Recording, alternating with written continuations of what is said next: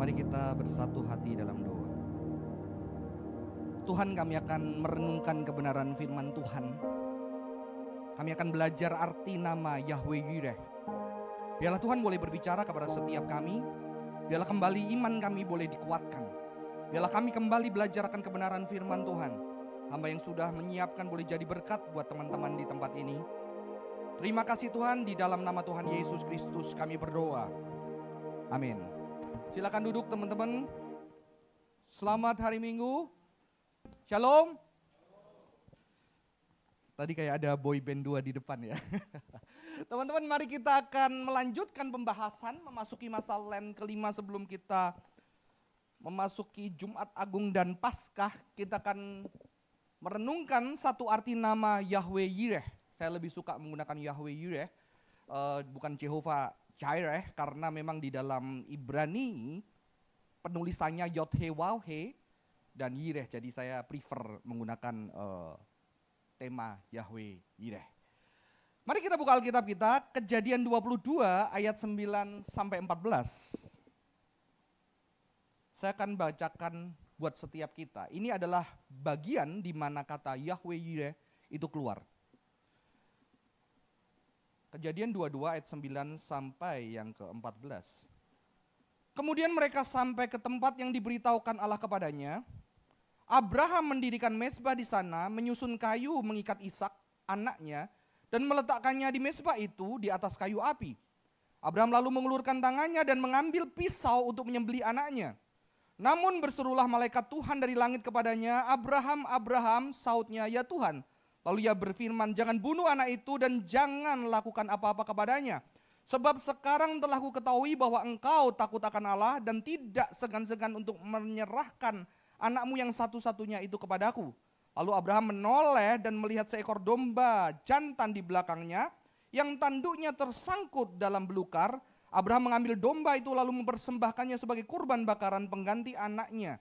Abraham menamai tempat itu Tuhan menyediakan, Yahweh Yireh. Sebagaimana dikatakan orang sampai sekarang, di atas gunung Tuhan akan disediakan. Di dalam terjemahan tertentu Tuhan terlihat, saudara-saudara ya. Tuhan terlihat. Saya jujur, selama jadi hamba Tuhan saya tidak pernah memilih bagian ini untuk dikhotbahkan. Dan ini khotbah pertama saya bagian ini. Karena sebetulnya cukup mengganggu bagi saya. Walaupun tahu konsep pengorbanan, penebusan, penggantian domba, tetapi ketika kita dengan kondisi kita sekarang membayangkan kejadian ini dilakukan oleh mungkin orang di gereja kita, di sekitar kita, menakutkan tidak? Punya papa seperti Abraham. Ya. Dan anak saya sudah bertanya, "Pak, gara-gara nonton sebuah film, ada 2 anak harus diselamatkan satu. Pak, kalau aku sama Cece yang sedang sekarat itu, papa nyelamatin satu, papa nyelamatin satu. Siapa?" Bisa jawab? Saya nggak mau jawab. Saya nggak mau jawab. Kalau bisa kamu selamatin dua-duanya, papa yang mati, saya bilang gitu kan. Tapi nggak bisa, kalau suruh pilih, saya nggak bisa jawab. Dan yang terakhir ada pertanyaan kepada anak saya nomor 2, tanya nih, "Pak, kalau papa disuruh Tuhan mempersembahkan aku, papa persembahin nggak?" Kan di sekolah minggu diajarin taat. Persembahin nggak? Ya, bayangkan ini kalau ada dramanya, ada gitu, pasti anak sekolah minggu trauma pulang gereja gitu, gitu ya. Ada pisau, ada anak, ya, gitu, gitu ya. Gila, Tuhan serem banget, ya. Maka saya harus menjawab ini kepada anak saya, mengapa ada kejadian seperti ini? Dan dia bertanya, kalau terjadi lagi bagaimana ayahku? Bagaimana keluargaku? Maukah engkau mempersembahkan untuk aku buat Tuhan? Tapi karena saya belajar filsafat, saya boleh sedikit berkelip. Ya. Karena perintah mempersembahkan seorang anak hanya terjadi 1 kali di dalam Alkitab, betul? Ya, saya bilang, kan nggak jadi dipersembahkan pembelaan kepada anak saya, saudara. Kan nggak jadi dipersembahkan. Itu bukan hanya, itu memang dipuji ketaatannya dan segala macamnya. Beberapa ahli Alkitab yang liberal mengatakan bahwa ini Abraham sebetulnya walaupun sudah mengikut Tuhan, paradigma dia masih penyembah berhala yang bisa mengorbankan anak. Tapi saya tidak memilih posisi itu, saudara-saudara ya. Karena berarti dia masih belum mengikut Tuhan benar, jadi dia bisa mempersembahkan. Ada kejadian di Alkitab lain, tetapi Tuhan tidak memerintahkan ada seorang pria yang terbuang dan ketika dia perang, namanya Yefta, dia janji kalau aku bisa menang aku akan jadi pemimpin Israel yang keluar dari rumahku persembahkan kepada Tuhan sebagai korban bakaran. Yang keluar anak satu-satunya perempuan nari-nari setelah dia menang perang. Jadi dia harus mengorbankan anaknya sebagai korban bakaran.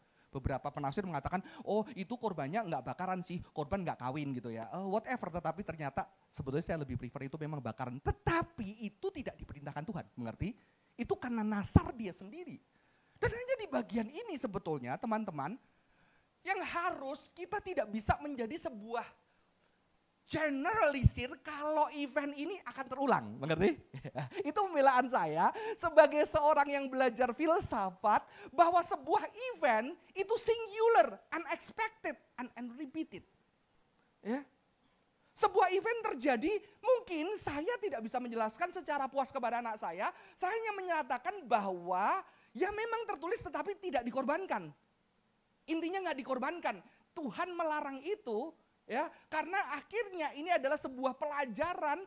Tuhan tahu ketaatan Abraham, pelajaran yang akhirnya menggambarkan Bapak yang menyerahkan anaknya dan Yesus dengan willingness, kerelaannya sendiri mengorbankan dirinya. Bukan sebuah pepaksaan, saudara-saudara.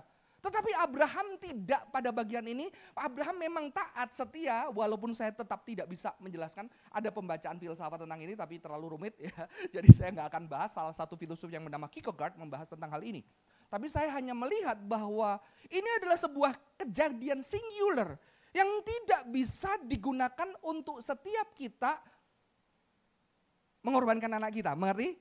Jadi kalau ada pendeta nanti ngomong, oh anakmu korbankan gitu ya, biarkan dia mati, kamu harus membunuh dia, itu nggak ada. Nggak ada, karena Tuhan pernah itu. Ini adalah singular, tidak terulang. Terjadi di sepanjang Alkitab ribuan tahun hanya Abraham. Dan apalagi kalau kita melihat bahwa Kristus sudah sebagai domba yang tersembelih itu, tentunya lebih lagi tidak boleh diulang. Saya tidak puas menjelaskan anak saya hanya menjelaskan itu terjadi hanya Abraham, tapi kenyataannya anaknya tidak dikorbankan, itu adalah gambaran Yesus yang mengorbankan dirinya. Saya hanya bisa menjawab seperti itu, saudara-saudara. Ya. Tapi di sini saya menjelaskan apa? Di sini adalah sebuah gambaran Tuhan mau mengajak Abraham kepada sebuah realitas penderitaan yang tragis dalam kehidupan, betul? Tragis.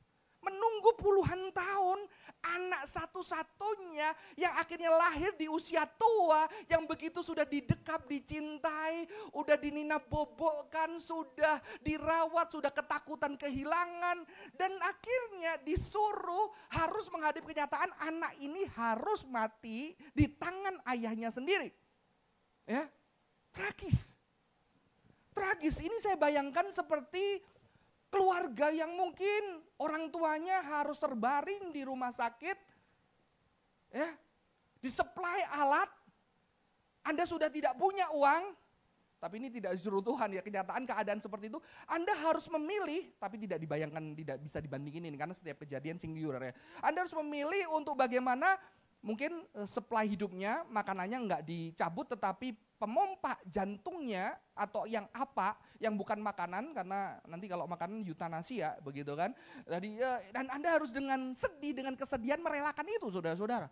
Dan kehidupan ada kenyataan-kenyataan tragis di dalam setiap kehidupan manusia yang setiap pribadi punya.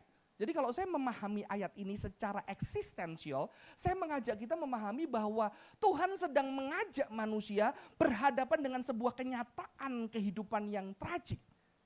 Ya. Karena kadang-kadang di dalam tragis itu kita sering mempersalahkan, kenapa Tuhan tidak ada, Tuhan dan segala macam. Tetapi memang tetap berbeda karena di sini Tuhan memerintahkan, saudara-saudara. Maka kadang-kadang kita harus terakhir ketika membaca ini saya harus menjawab kepada anak saya bahwa saya juga tidak tahu jawabannya. Tetapi yang pasti Ishak tidak dikorbankan dan akhirnya saya hanya sebatas itu, saudara-saudara. Dan itu yang bisa saya jawab hari ini. Tetapi saya bisa belajar bahwa Abraham mengalami satu kehidupan yang menyakitkan, yang traumatik. Tinggal dikit loh. Habis itu dia nggak jadi meninggal, ya kan, nggak jadi mati anaknya. Tapi kira-kira itu juga masih menakutkan nggak? Ya, saudara-saudara, di sini apa yang kita bisa pelajari? Bahwa kisah ini mengafirmasi penderitaan yang tragis dalam kehidupan manusia yang kadang harus kita hadapi, tetapi setiap kita punya penderitaan yang berbeda. Maka saya tidak setuju karena singularity ini konsep yang penting. Karena apa? Saya tidak pernah setuju bahwa aku mengerti penderitaanmu. Saya tidak pernah setuju kata itu karena setiap orang mengalami penderitaan dengan tubuhnya yang berbeda. Lu diputus cinta, satunya diputus cinta ditinggalin, di ghosting. Satunya diputus cinta karena memang dia tahu udah gak jelas, gak cocok. Beda. Yang satunya diselingkuhin, beda. Terus kalau sama-sama diselingkuhin, yang selingkuh beda, betul kan? Yang satu selingkuh memang brengsek dari awal, yang dua udah sayang banget, tahu-tahu dia jatuh gitu kan.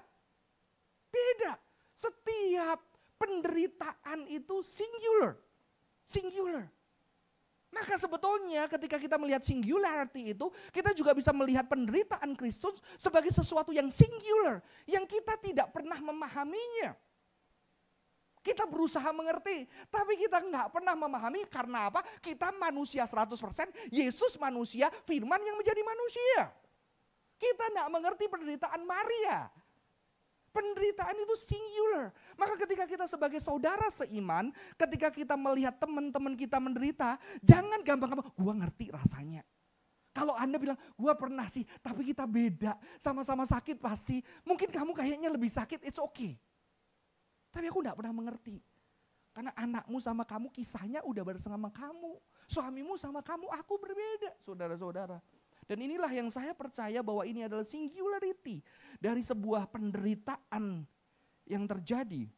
Ya, kembali saya ingetin, saya nggak punya jawaban kenapa Tuhan suruh. Ya, tapi itu singularity cuma satu ayatnya, tidak pernah disuruhkan kepada orang lain, sehingga anak saya tidak berhak bertanya kepada saya itu, karena Tuhan nggak suruh. Cuma satu di Abraham. Tetapi kenyataannya belaan saya adalah Tuhan tidak membunuh tidak akhirnya menghentikan itu, berarti itu tidak tujuan maksud Tuhan. Ya, kalau mau dilanjutin lagi ya bisa, ini Abrahamnya kenapa mau gitu kan. Atau apa, tapi itu nanti jadi perdebatan teologis saja saudara-saudara. Jadi diskusi selanjutnya, oke? Ya. Dan yang dilakukan Abraham ketika dia mau, saudara-saudara, apa yang sedang dilakukan? Abraham itu sedang affirming God's sovereignty. Ketika dia punya anak, harus mengorbankan. Saya juga nggak memahami apa yang ada pikiran dia, nggak dicatat di Alkitab, betul? Nggak diceritain sama orang. Dia simpen sendiri. Sampai dia melakukan satu tindakan sendirian dia sama anaknya. Mungkin anaknya juga nggak dikasih tahu. Makanya seorang filosof bilang Abraham itu mengalami tahap spiritual. Tahap spiritual itu tahap tertinggi dari manusia. Ini namanya Kierkegaard. Tahap yang rendah adalah tahap estetik. Kamu kenapa melakukan itu? Karena kamu lapar, estetik, kamu makan ya kamu kerja, kamu ini. Tapi ada tahap yang di atas, melakukan karena tahap estetik, estetik keindahan. Kamu melakukan gitu karena etis, karena memang diperintahkan, karena itu baik. Yang pertama, gue lapar, gue lakuin ini, ya udahlah nipu orang segala macam, karena gue harus makan. Yang kedua, lu lebih tinggi karena lu tahap etis, lu memperlakukan karena memang harusnya gue memperlakukan manusia yang baik. Tapi kata Kierkegaard, Abraham memasuki satu tahap yang namanya tahap spiritual. Tahap spiritual itu melampaui tahap etika. Ketika dianggap orang gila, dianggap orang sesat, tapi Abraham lompatan iman, nggak peduli kata orang dia gila, bapak gila atau segala macam, dia melompati bersama dengan Tuhan, dia memutuskan sesuatu yang nggak masuk akal. Nah, itu kata Kierkegaard, saudara-saudara. Ya terserah mau percaya Kierkegaard melihat itu terserah saudara-saudara. Tapi saya hanya melihat bahwa sebetulnya Abraham di sini sedang mengafirmasi kedaulatan Tuhan. Ini adalah sebuah perjalanan eksistensial, perjalanan pribadi seorang manusia berhadapan dengan, kalau dia diminta sesuatu yang nggak masuk akal, yang menyakitkan, yang memilukan, yang dia harus hadapi, eksistensial saudara-saudara. Karena Abraham beda. Ya. Dan ketika dia menghadapi itu, mungkin dia akhirnya seperti yang dikatakan oleh Ayub. Yahweh gave and Yahweh has taken away. May the name of Yahweh be praised. Artinya apa? Sebuah kondisi manusia yang menawar-nawar mungkin, bergulat dengan kepedihan, sampai akhirnya dia berserah menghadapi penderitaan yang dia nggak mau. Ya, mungkin kalau kita bisa, kalau melihat Abraham, satu penderitaan yang kita nggak mau. Kadang-kadang ketika itu sudah diambil pun, kita tetap nggak mau.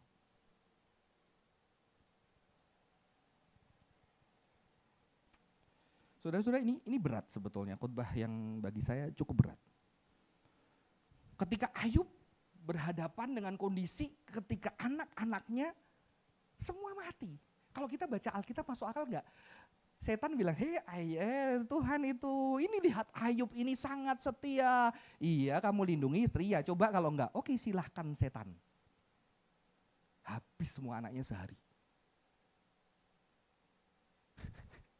Dan dia bilang, ayat ini Tuhan memberi, Tuhan mengambil, biarlah nama Tuhan dipuji. Saya nggak bisa kebayang karena saya nggak pernah 10 anak saya mati langsung. Bahkan kalau membayangkan, waduh, satu aja, sulit loh.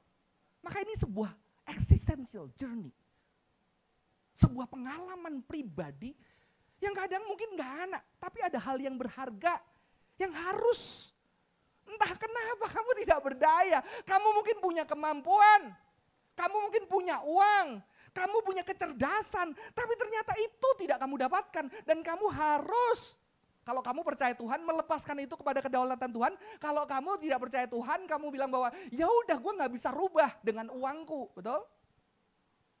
Aku punya uang dan aku relakan uang ini untuk apa? Untuk anakku bisa sembuh, gue bisa rela miskin.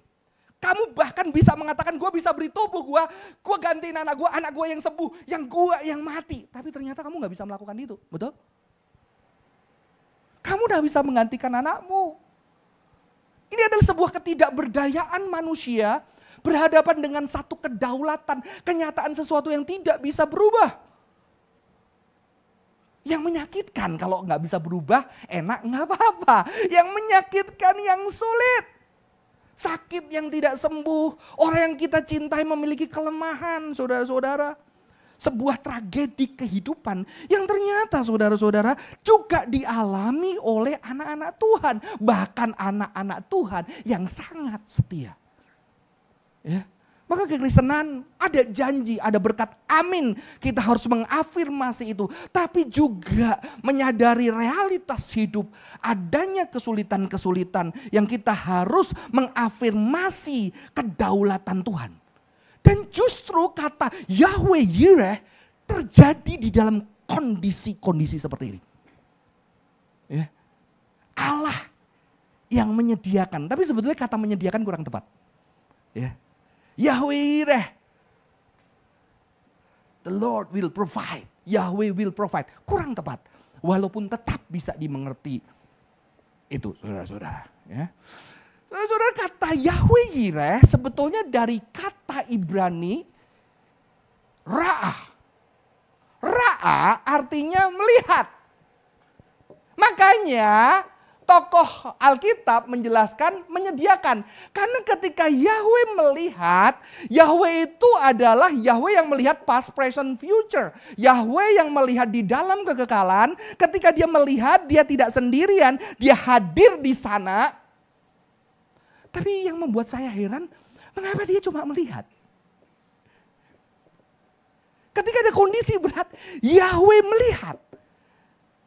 Karena melihat, dia melihat dari kekekalan, bahkan dia melihat yang belum terjadi, di bagian ini mungkin tepat, yang belum terjadi bahwa nanti Yesus akan dikorbankan untuk bagi kita semua menjadi penebusan dosa. Ya. Dia sudah melihat sebelumnya, maka penerjemah-penerjemah menerjemahkan, dia akan menyediakan. Provide.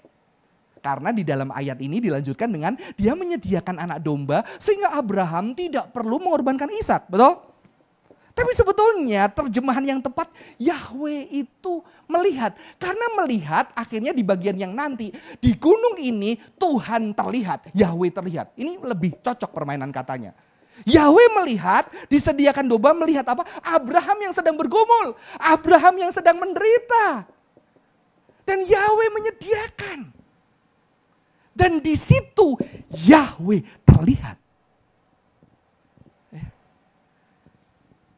Saudara-saudara, ini sesuatu yang bagi saya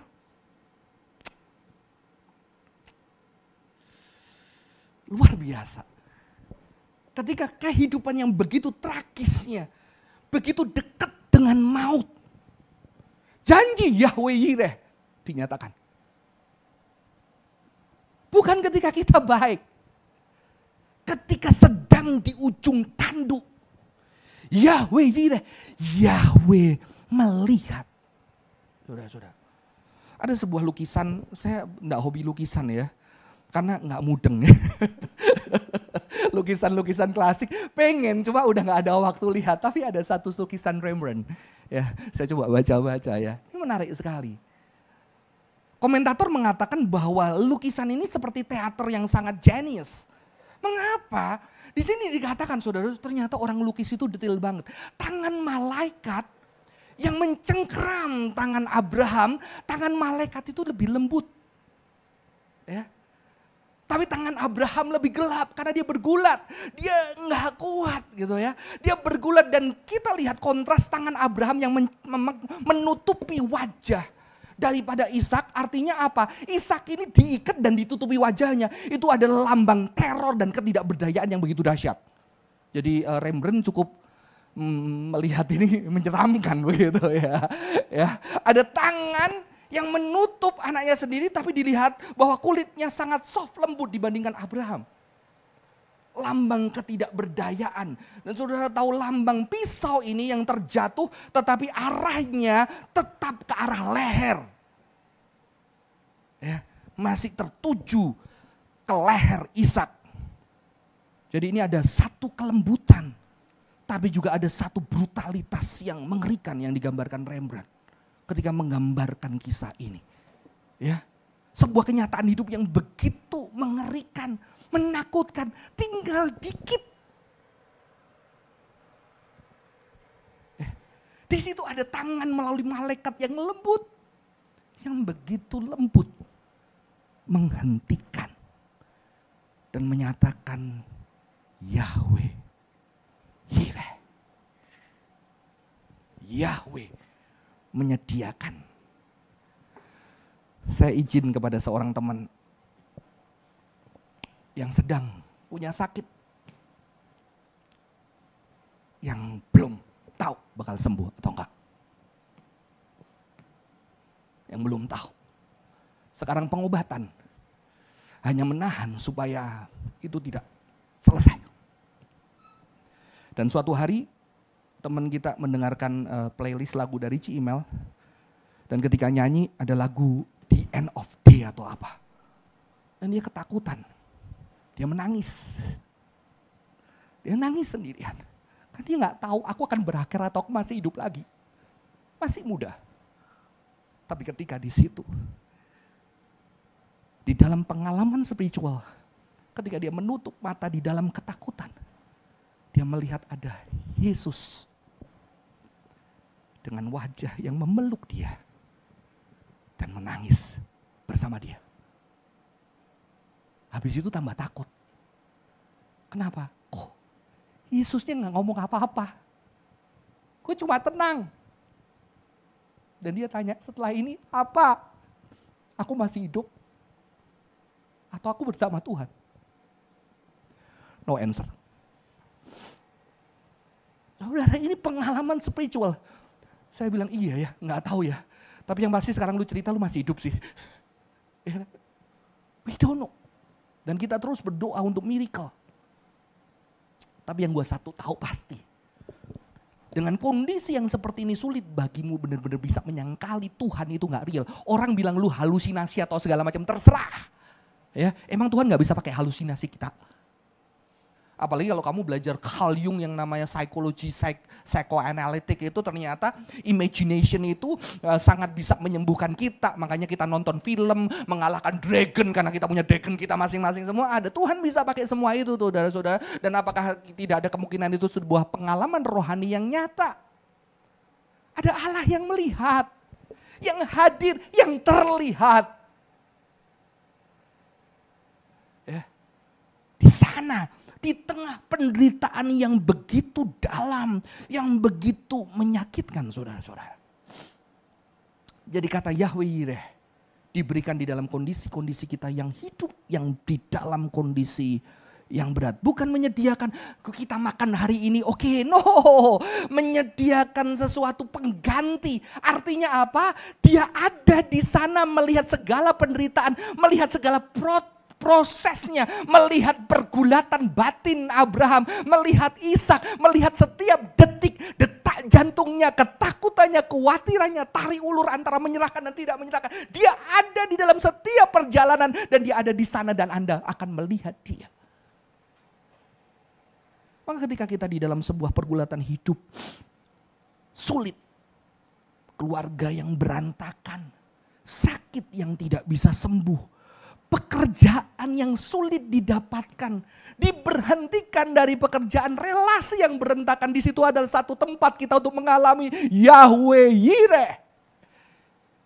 Yahweh Yireh. Di dalam bahkan keterpurukan yang menyakitkan akan dosa. Kalau berlakukan dosa, terpuruk baru sakit. Kalau enggak terpuruk, enggak ngerasa terpuruk, enggak sakit saudara-saudara. Jadi dia tidak berjumlah. Tapi kalau benar-benar udah capek, udah pakai terus. Dan akhirnya tidak berdaya dan udah mengujung sedikit ke maut. Disitulah kesempatan kita mengalami Yahweh Yireh. Yahweh yang melihat dan terlihat. Dan dia menyediakan anak domba. Artinya apa? Dia menyediakan Kristus yang juga menderita. Ada sesuatu yang unik menurut arkeologi saudara-saudara. Kalau saudara tahu Mount Moriah itu sekarang digunakan untuk Masjid Al-Aqsa ya.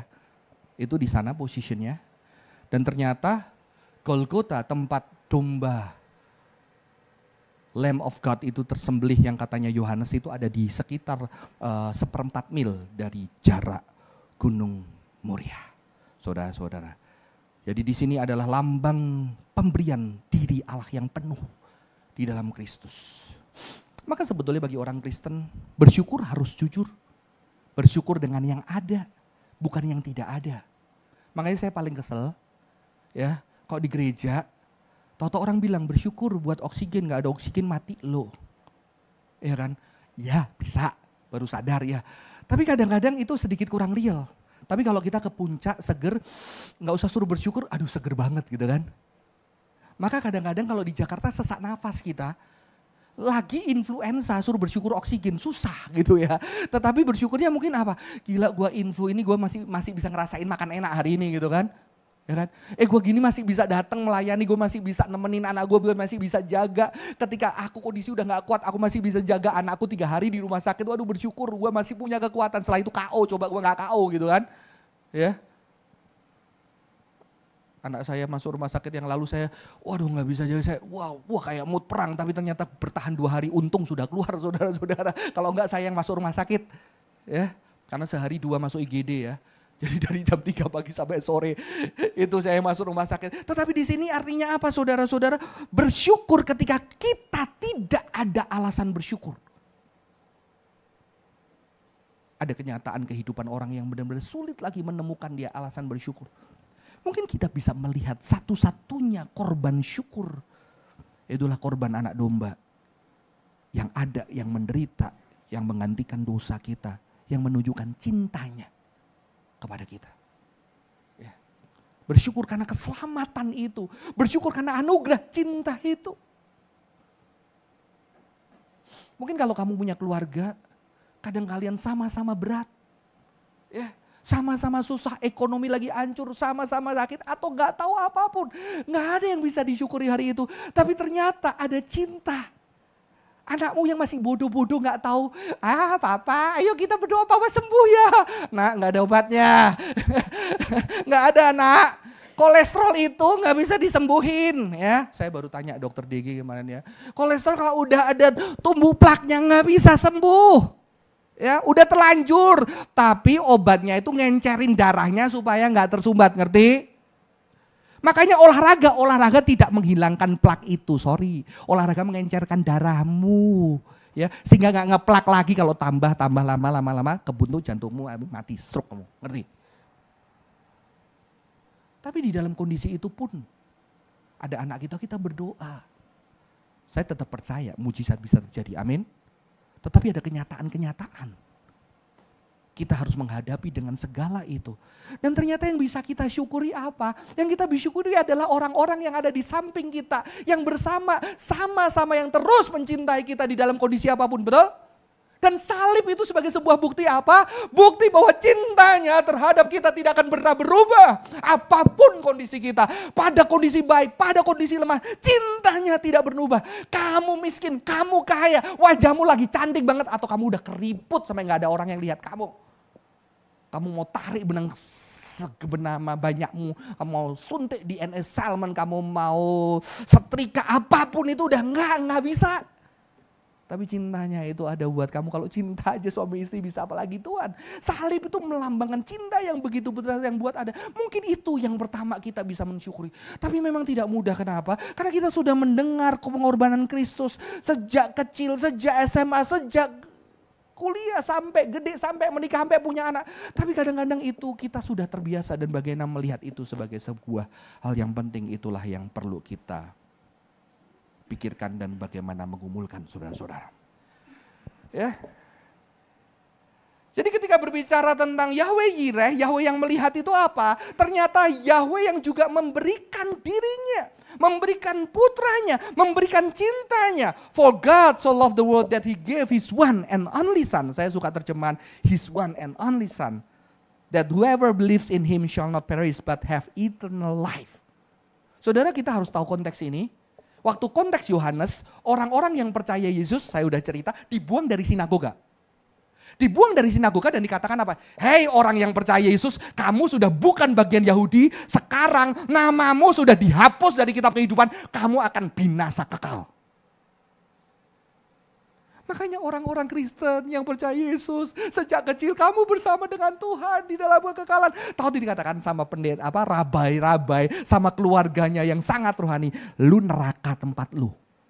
Saya udah ceritakan ada doa birkat haminim, biarlah nama pengikut Kristus itu dihapus dari kehidupan dan biarlah dia tidak ada bersama-sama dengan orang benar. Dan Tuhan mengatakan apa? Ketika lu ketakutan, ketika dikatakan tempat lu di neraka, jangan takut, barang siapa percaya. Karena begitu besar kasih Allah akan dunia ini, sehingga dia mengaruniakan anak yang tunggal, yang rela pergi ke dunia bersama kamu yang dineraka-nerakain orang, untuk kamu bisa hidup kekal. Makanya orang Kristen jangan neraka-nerakain orang. Kan lu dulu dineraka-nerakain. Banyak orang Kristen, lu neraka, lu gak percaya Yesus lu gitu ya. Dulu lu yang dineraka-nerakain gara-gara percaya Yesus. Tapi Tuhan bilang apa? Lu yang dineraka-nerakain, yang gak ada harapan, yang katanya lu binasa kekal. Aku datang ke sana menggantikanmu, mati, memberikan diriku. Yahweh Yireh itu artinya itu. Saudara-saudara, saya tadi kasih flash disk, tahu dadakan saya kepingin keputer, padahal ini video yang saya mau pakai ke gereja lain ya setelah ini ya. Saya tergerak muter ke belakang ya. Tolong kalau bisa ada videonya. Saudara, ini film dari Demon Slayer. Stop dulu, pas. Saya salah satu kebersamaan bersama anak dengan nonton anime ya. Karena anak saya terlalu banyak nonton Hollywood, dulu saya ngerasa kok perlu dibarengin sama yang Asian gitu ya. Di sini ada seorang yang buruk rupa, namanya Daki, ya mungkin namanya Daki itu buruk rupa ya, Dakian gitu. Gyutaro ada Daki ini, ternyata dia adalah lahir buruk rupa, nggak ada orang yang mau dia, akhirnya dia jadi penjahat, jadi preman, ditakuti orang karena buruk rupanya. Tapi ternyata akhirnya dia punya adik, papa mamanya udah nggak ada, adik yang cantik banget. Dan ketika dia punya cantik aneh banget, dia jaga adik yang cantik banget. Dan ketika jadi adiknya cantik banget, adiknya cantik tapi diganggu orang dan akhirnya adiknya mukul orang atau gimana karena mungkin kakaknya jagoan. Ketika dia mukul orang, adiknya itu diikat, dibakar, dibuang. Dan di situ dia satu-satunya adik kebanggaan dia. Dia nangis, dia bawa, dia hancur ya. Celakanya dia ketemu setan yang menjanjikan kehidupan buat dia. Dan ketika itu asal lu mau jadi senarai, mereka jadi bersama adik menyatu di dalam sebagai setan gitu saudara-saudara. Anak saya kok nontonnya gak rohani banget ya. Saudara jangan tangkap setannya tapi konsepnya. Dan ketika jadi itu akhirnya mereka selalu berdua. Dan ternyata akhirnya mereka kalah sama siapa itu jagoannya? Tanjiro lah ya. Ya nonton Tanjiro ya. Mereka kalah sama Tanjiro. Dan ternyata setelah itu mereka sempat ribut tuh. Dan akhirnya ternyata si Daki, ini gak rohani, ini gak Alkitabiah ya saudara. Gak Alkitab. Tapi tangkap konsepnya bagaimana Alkitab lebih dahsyat gitu ya. Jadi akhirnya si Daki ini menuju ke hell. Sementara si perempuan yang cantik itu keterang. Dan Daki buat, udah kamu pergi sana ke serang, ini bukan tempatmu. Nah, ini momen itu, silakan sudah. でも必ず鬼になる。ただ、もし唯一心残りがあるとするならば、梅、お前は俺と違ったんじゃないかってことだ。もっといい店にいたなら、まっとうな花魁に、普通の親元に生まれていたなら、普通の娘に、王家に生まれていたなら、上品な娘になっていたんじゃないか。俺が育てたためにお前はこうなっただけで、俺の唯一の心残りはお前だったな。なんだここは。地獄 Sedang menuju ke gelap. やだ、ここ嫌い。出たいよ。なんとかして。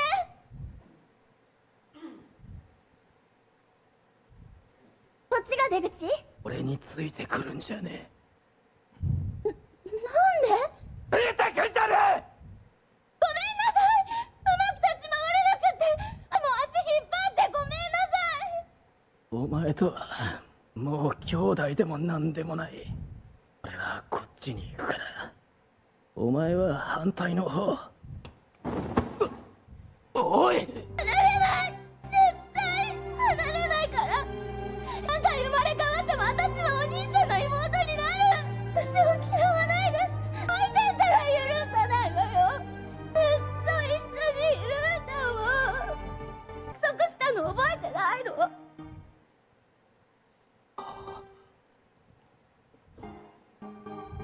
俺たちは二人なら最強だ。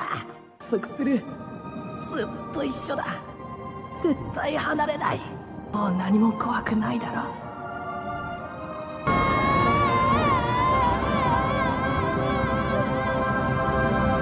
Jadi si adiknya nemenin dia ke neraka. Begitu tidak rohani ya saya. Saudara-saudara, saya waktu nonton ini saya nangis. Dan saya mulai melihat kekristenan itu beda. Karena Yesus, karena cinta yang begitu besar, yang berjanji setia menyertaimu. Dia pergi ke neraka. Ke dunia yang begitu najis untuk menyatakan cintanya. Jadi kekristenan bukan berbicara Yahweh Yireh, bukan berbicara ketika manusia di dalam kehidupan begitu menderitanya seperti di neraka. Tuhan melihat, Tuhan terlihat, artinya apa? Tuhan juga hadir. Memberi dirinya. Dirinya. Bagi saya, kok ini lebih rohani daripada orang-orang Kristen yang suka neraka-nerakain orang lain. Tapi bagaimana engkau seperti Kristus ketika ada temanmu, saudaramu, keluargamu hidup seperti di neraka. Engkau melihat, engkau terlihat, dan engkau memberi dirimu. That is Christianity. Itulah kekristenan saudara-saudara. Maka bukan lagi, saya sudah gak suka. Jadi, lu mau percaya Yesus neraka. Bukan itu tidak benar saudara-saudara. Tapi saya sudah menyatakan, lu mau percaya Yesus. Ayo ikut aku, pergi ke tempat gelap. Ke tempat orang-orang gak mau. Untuk kita bisa menyatakan cinta Tuhan yang dinyatakan di dunia seperti neraka ini. Amin. Saudara-saudara, Yahweh Yireh adalah sebuah pemberian diri Allah. Dirinya di tengah kesulitan manusia yang sudah tidak masuk akal. Di tengah penderitaan setiap orang yang spesifik sekaligus universal. Jadi universal karena semua menderita, tetapi juga singular karena setiap yang menderita punya tubuh dan story dan penderitaan yang berbeda. Kasih Yahweh Yireh, Allah menyediakan menyediakan anaknya, menyediakan dirinya untuk menyatakan cinta dan berjanji, barang siapa percaya kepadaku, kuberikan hidup yang kekal. Tidak seperti kata orang lu di neraka, lu punya kekal karena yang kekal itu ada bersama dengan engkau dan memberikan dirinya. Amin. Saya akan ajak kita menyanyikan satu pujian. Pertanyaannya adalah bagaimana kita memberikan diri kita. Karena Yahweh Yireh, Yahweh memberikan diri, melihat, terlihat, memberikan diri. Dan dia juga mengajak kita. Makanya Alkitab Roma 12 mengatakan persembahkanlah tubuhmu sebagai persembahan yang hidup, kudus, berkenan kepada Allah. Itu adalah ibadahmu yang sejati, memberikan dirimu untuk dia. Saya akan mengajak kita menyanyikan satu lagu. Saya akan ajarin teman-teman, ini lagu kuno, nggak tenar lagunya karena saya mengenal dari seseorang yang saya hormati, dia menciptakan lagu ini. Lagu ini saya baru ajarin sama Anthony, yang lain nggak pernah diajarin. Lagunya judulnya Yahweh. Aku minta email, mungkin kita bisa belajar bersama-sama. Semoga lagu ini bisa menjadi refleksi kita untuk belajar memberikan yang berharga di dalam hidup kita untuk menyatakan cinta Tuhan di dunia ini.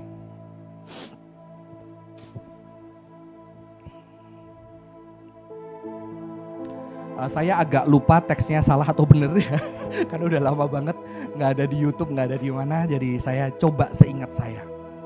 Liriknya juga, nadanya juga saya tadi cari-cari, jadi agak sedikit lupa, udah lama banget saudara. Kita belajar bersama ya.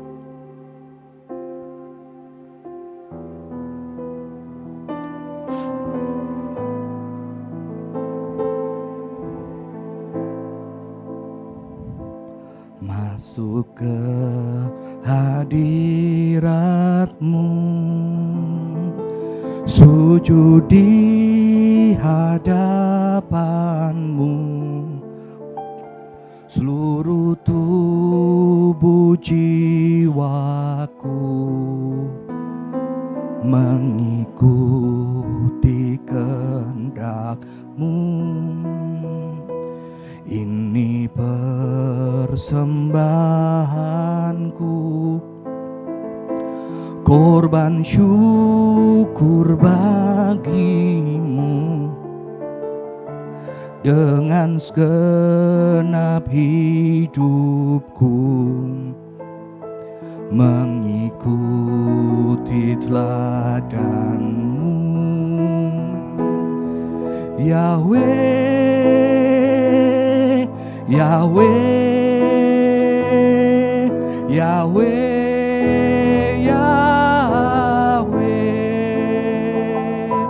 ku persembahkan seluruh hidupku menjadi bait suci-Mu. Yahweh, Yahweh, Yahweh, Yahweh, Yahweh, ku persembahkan seluruh hidupku menjadi bait suci-Mu. Saya kalau nyanyi lagu ini gak bisa gak nangis. Karena saya seorang anak pertama, kakek saya kasih nama saya Xiaoshun, artinya berbakti. Keluarga saya miskin, seharusnya saya bisa jadi, saya punya kemampuan, saya punya kecerdasan, banyak tawaran, saya bisa sukses. Tapi Tuhan panggil saya menjadi hamba Tuhan yang harus serahkan masa depan, cita-cita, yang harus serahkan kemampuan saya, yang harusnya bisa membuat keluarga saya lebih terhormat, lebih punya uang. Harus menyerahkan menjadi hamba Tuhan untuk melayani Tuhan. Tidak mudah. Tapi inilah saya. Mari kita bangkit berdiri. Mari kita pujikan bersama-sama, walaupun mungkin belum begitu bisa. Masuk ke hadirat-Mu. Sujud di hadapan, sujud di hadapan-Mu. Seluruh tubuh jiwaku mengikuti kehendak-Mu. Ini persembahanku, korban syukur bagi-Mu. Dengan segenap hidupku mengikuti teladan-Mu. Yahweh, Yahweh, Yahweh, Yahweh, Yahweh, Yahweh. Ku persembahkan seluruh hidupku menjadi bait suci-Mu. Yahweh, Yahweh, Yahweh,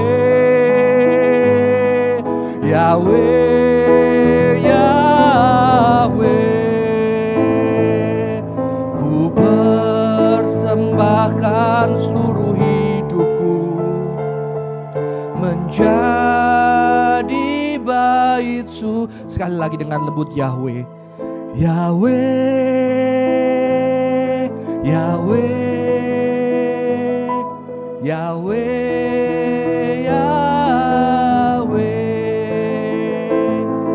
Ku persembahkan seluruh hidupku menjadi bait suci-Mu.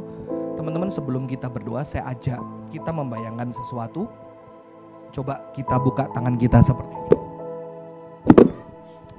Bayangkan ketika membuka seperti memiliki. Bayangkan apa yang paling berharga di hidupmu ada di sana.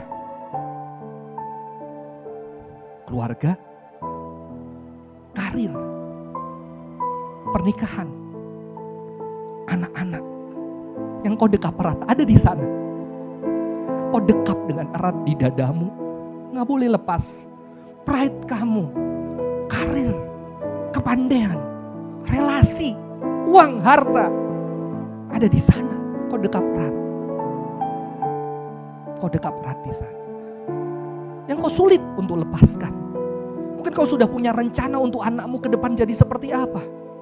Kau sudah siapkan dengan kekuatan, dengan cintamu. Kau pengen keluargamu, kau pengen karir seperti apa. Kau pengen jadi seperti apa, kau sudah punya semua. Kau dekap erat dan kau gak pernah lepaskan. Ketika kau berdoa, kau bawa ini, Tuhan tolong wujudkan, Tuhan tolong. Supaya ini terwujud, Tuhan tolong, Tuhan bantu, Tuhan kasih kuat. Tuhan melakukan mujizat. Tapi ini setelah ini saya ajak kau berani menyerahkan itu kepada Tuhan. Bayangkan Tuhan yang berbeda. Tuhan yang memberikan dirinya yang terbaik buat kamu. Kau mau menyerahkan itu kepada tangan pribadi yang begitu mencintai engkau, yang tidak menyayangkan dirinya, hidupnya buat engkau. Yang mau terbaik terjadi buat hidupmu. Maukah engkau bersama dengan saya genggam erat itu, dan pelan-pelan teman-teman kau taruh ke depan tanganmu dan lepaskan Tuhan ini. Coba tangannya depankan. Lepaskan Tuhan ini hidupku. Tuhan ini masa depanku. Tuhan ini keluargaku. Lepaskan lebih jauh lagi tanganmu. Kasih kepada Tuhan yang mencintai. Menjadi Yahweh, Yahweh, Yahweh, Yahweh, Yahweh.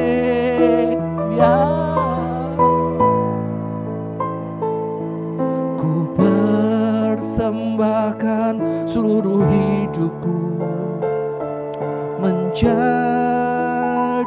bait suci-Mu. Mari kita berdoa. Barang siapa yang rela kehilangan, dia tidak kehilangan.